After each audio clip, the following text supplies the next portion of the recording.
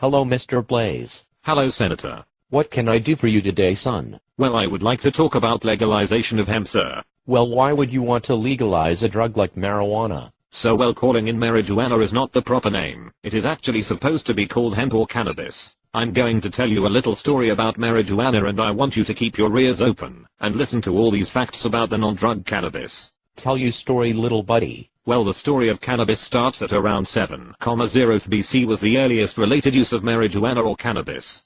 Now we will jump forward into time and talk a little bit about how it was turned evil. America's first marijuana law was enacted at Jamestown Colony, Virginia in 1619.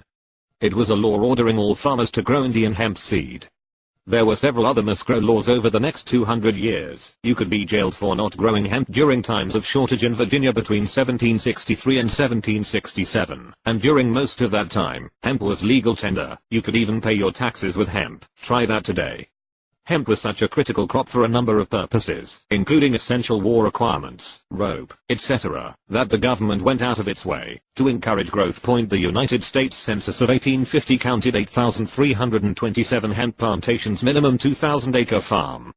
Growing cannabis, hemp for cloth, canvas, and even the cordage used for baling cotton. Loud by the sound of it, you really know your stuff. How many other stoners know this information? Well, Mr. Senator, almost every single person that smoke this recreational drug that's healthier than alcohol or tobacco knows about the history and why it's illegal. But since you all don't seem to get the point, let me explain myself more.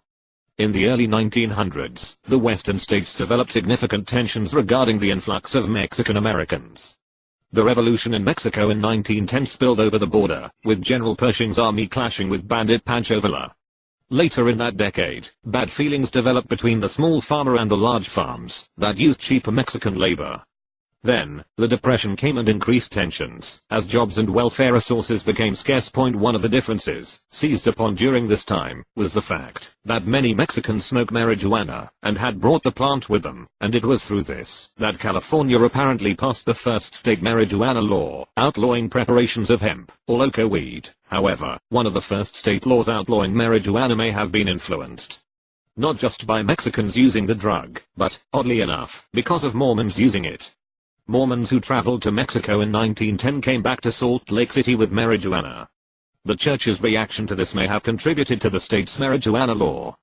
Other states quickly followed suit with marijuana prohibition laws, including Wyoming, 1915, Texas, 1919, Iowa, 1923, Nevada, 1923, Oregon, 1923, Washington, 1923, Arkansas, 1923, and Nebraska, 1927. These laws tended to be specifically targeted against the Mexican-American population. When Montana outlawed marijuana in 1927, the Montana Standard reported a legislator's comment: when some Beachfield peon takes a few traces of this stuff, he thinks he has just been elected president of Mexico, so he starts out to execute all his political enemies. In Texas, a senator said on the floor of the Senate, "All Mexicans are crazy, and this stuff, marijuana, is what makes them crazy." The current laws against the cultivation of hemp can be attributed to three men: Henry J. Anslinger, Lamont DuPont, and William Randolph Hearst, who made growing hemp illegal. Anslinger was the head of the Federal Bureau of Narcotics. DuPont and Hearst were the owners of the largest chemical company and newspaper, respectively. Hearst began printing outlandish stories with headlines such as "Marijuana goads user to bloodlust," and "Hotel clerk identifies marijuana smoker as gunman." He also took advantage of the country's prejudice against blacks and immigrants by printing that marijuana-crazed Negroes were raping white women, and by painting pictures of lazy pot-smoking Mexicans. DuPont's banker Andrew Mellon, who happened to be Secretary of the Treasury under Herbert Hoover, also had a nephew-in-law, Henry Anslinger, who had the marijuana tax law of 1937 passed, allowing munitions maker DuPont to supply synthetic fibers for the domestic economy without competition. These men succeeded in a conspiracy which ultimately added to the destruction of the environment, by them producing plastic and paper, where hemp could have been more beneficial. In 1991, DuPont was still the largest producer of man-made fibers, while no citizen has legally harvested a single acre of textile-grade hemp in over 50 years. The standard fiber of world history, America's traditional crop, hemp, could provide our textiles, paper, and be the premier source for cellulose. The war industries DuPont, Allied Chemical, Monsanto, and others are protected from competition by the marijuana laws, and they make war on the natural cycle and the common farmer. Remember, this hemp has been around far longer than synthetic substances, and has endured much controversy. It is also 100% natural, and is much better for our environment. You cannot get high off of hemp, it is not marijuana. But it still has many other uses, and many that have yet to be discovered. Can you imagine, if they put as much time and research into hemp as they have into plastic, what uses they would have for it now? Some facts about hemp. Hemp is 8 times stronger than cotton, and requires no pesticides. To grow.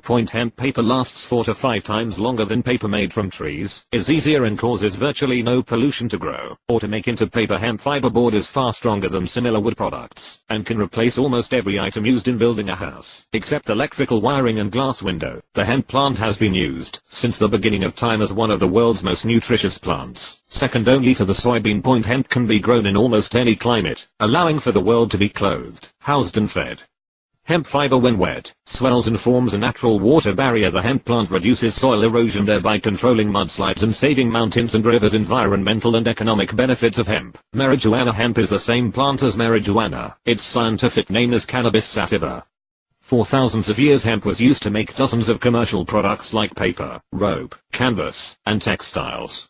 In fact, the very name canvas comes from the Dutch word meaning cannabis, which is marijuana. The potential of hemp for paper production is enormous. According to the US Department of Agriculture, 1 acre of hemp can produce 4 times more paper than 1 acre of trees. All types of paper products can be produced from hemp: newsprint, computer paper, stationery, cardboard, envelopes, toilet paper, even tampons. There is no tree or plant species on Earth capable of producing as much paper per acre as hemp. Hemp is number 1. Paper production from hemp would eliminate the need to chop down billions of trees. Millions of acres of forests and huge areas of wildlife habitat could be preserved. Trees must grow for 20 to 50 years after planting before they can be harvested for commercial use.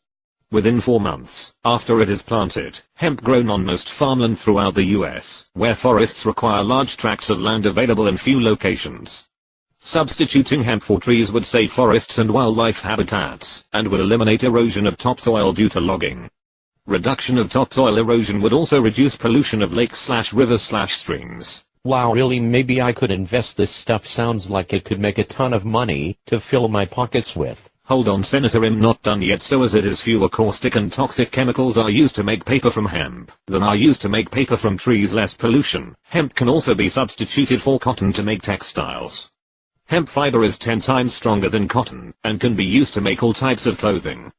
Cotton grows only in warm climates, and requires enormous amounts of water.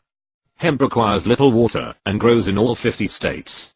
There are now many stores in the US that sell hemp-derived products such as clothing, paper, cheese, soap, ice cream, cosmetics, and hemp oil.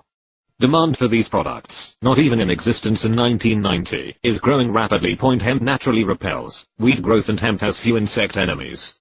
Few insect enemies and no weed problems means hemp requires no herbicides and few or no pesticides. Hemp produces twice as much fiber per acre as cotton.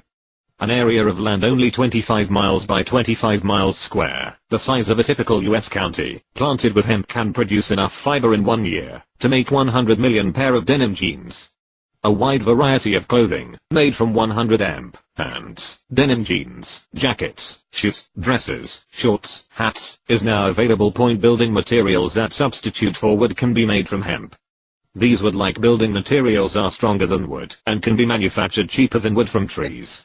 Using these hemp-derived building materials would reduce building costs, and save even more trees. Hemp seeds are a source of nutritious high-protein oil that can be used for human and animal consumption. Hemp oil is not intoxicating. Extracting protein from hemp is less expensive than extracting protein from soybeans. Hemp protein can be processed and flavored in any way soybean protein can. Hemp oil can also be used to make highly nutritious tofu, butter, cheese, salad oils, and other foods. Hemp oil can also be used to produce paint, varnish, ink, lubricating oils, and plastic substitutes. Because 50th the weight of mature hemp plant is seeds, hemp could become a significant source for these products, unlike virtually all hemp substitutes. What other facts do you have? Mr. Senator, in 1938 Popular Mechanics printed this, and quote apostrophe, it has a short growing season. It can be grown in any state. The long roots penetrate and break the soil to leave it in perfect condition for the next year's crop. The dense shock of leaves, 8 to 12 feet above the ground, chokes out weeds. Hemp. This new crop can add immeasurably to American agriculture and industry. In the 1930s, innovations in farm machinery would have caused an industrial revolution when applied to hemp. This single resource could have created millions of new jobs, generating thousands of quality products. Hemp, if not made illegal, would have brought America out of the Great Depression. William Randolph Hearst, Citizen Kane, and the Hearst paper manufacturing division of Kimberly-Clark owned vast acreage of timberlands. The Hearst Company supplied most paper products. Patty Hearst's grandfather, a destroyer of nature for his own personal profit, stood to lose billions because of hemp. In 1937, DuPont patented the processes to make plastics from oil and coal. DuPont's annual report urged stockholders to invest in its new petrochemical division. Synthetics such as plastics, cellophane, celluloid, methanol, nylon, rayon, Dacron, etc., could now be made from oil.